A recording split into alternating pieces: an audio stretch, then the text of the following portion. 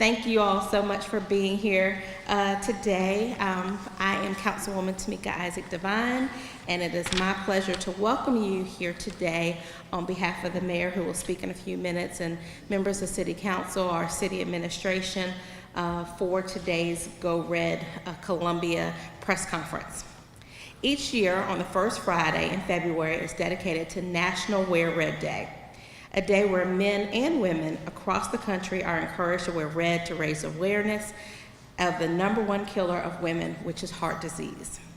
For 30 years, more women than men have died each year from heart disease, and the gap between men and women's survival continues to widen. 16 women die in South Carolina every day. More women die from cardiovascular disease than all forms of cancer combined. But the good news is that 80% of cardiac events can be prevented. And that's why we're here today. And that is why the American Heart Association started the Go Red for Women movement, to empower women to take charge of their own heart health.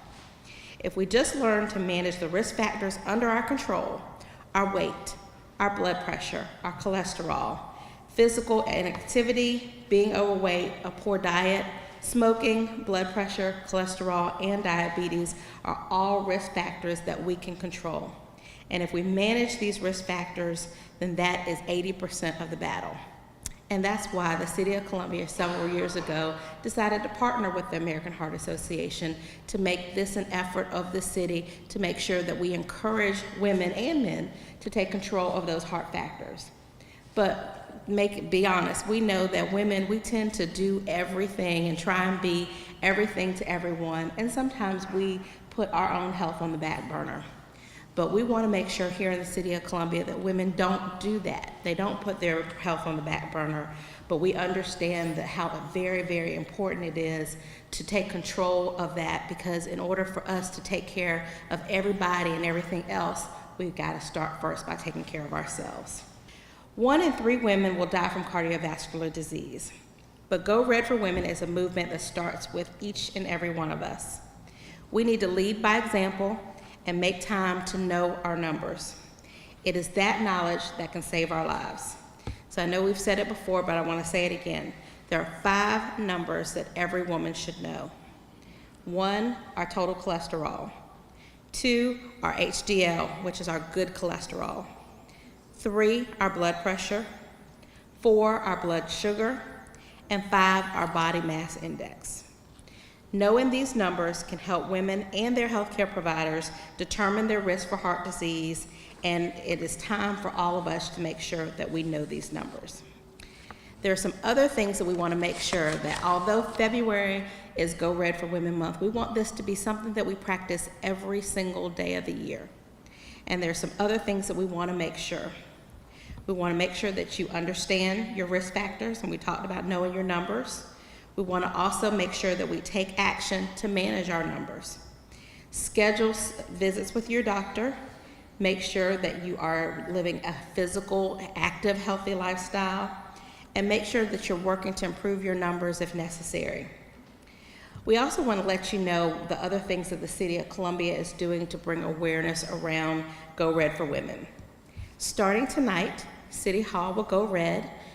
We've done this for the last couple years, and so if you are in our very vibrant, famously hot downtown, please come by City Hall, your City Hall, starting tonight and every single night in the month of February.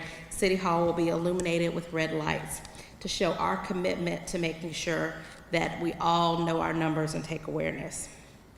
We also, on Tuesday, the mayor and myself will be presenting a proposed policy for the City of Columbia, because again, we know that it starts with leadership.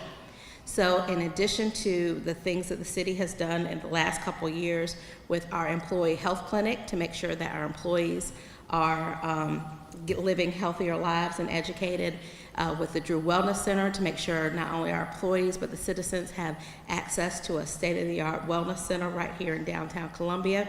The City of Columbia will also be proposing a policy for our vendor policy and our food service. We're going to start with ourselves and make sure that we as the City of Columbia are being healthy. Starting January 1st, the mayor also has been leading by example, and he has gone on a journey for a weight loss journey, and he weighs in at every single council meeting. And so he'll be doing that again this Tuesday. And then he promises by the end of this year he will be running a 5K. So hopefully some of us will be joining him as we run that 5K. He said shirtless too, but we'll see about that. And so these are just a couple things as your city leaders that we're doing to continue to bring this issue to the forefront and make sure it's important. And we hope that you will join us as we continue to bring awareness around this. We also, I want to be remiss, we also have hired someone within the City of Columbia that will be helping us as far as educating our staff with wellness initiatives, health initiatives.